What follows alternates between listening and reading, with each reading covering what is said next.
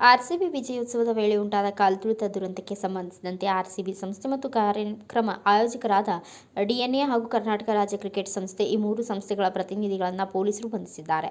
ಗುರುವಾರ ನಡೆದ ಸಚಿವ ಸಂಪುಟ ಸಭೆಯಲ್ಲಿ Cubbon park police station police inspector ಸೇರಿದಂತೆ ಆ ಭಾಗದ ಎಸಿಪಿ, ಸೆಂಟ್ರಲ್ ಡಿಸಿಪಿ, ಕ್ರೀಡಾಂಗಣದ ಉಸ್ತುವಾರಿ ವಹಿಸಿದ್ದ ಹೆಚ್ಚುವರಿ ಪೊಲೀಸ್ ಆಯುಕ್ತರು ಮತ್ತು ಬೆಂಗಳೂರು ನಗರದ ಪೊಲೀಸ್ ಕಮಿಷನರ್ರನ್ನು ತಕ್ಷಣದಿಂದ ಅಮಾನತುಗೊಳಿಸಲು ತೀರ್ಮಾನಿಸಲಾಗಿತ್ತು. ಹಾಗೆಯೇ ಆರ್ಸಿಬಿ ಸಂಸ್ಥೆ ಹಾಗೂ ಕಾರ್ಯಕ್ರಮ ಆಯೋಜಕರಾದ ಡಿಎನ್ಎ ಹಾಗೂ ಕರ್ನಾಟಕ ರಾಜ್ಯ ಕ್ರಿಕೆಟ್ ಸಂಸ್ಥೆ ಈ ಮೂರು ಸಂಸ್ಥೆಗಳ ಪ್ರತಿನಿಧಿಗಳ ವಿರುದ್ಧ ಕಾನೂನು ಕ್ರಮ ತೆಗೆದುಕೊಂಡು ಬಂಧಿಸಲು ಸೂಚನೆ ನೀಡಲಾಗಿತ್ತು.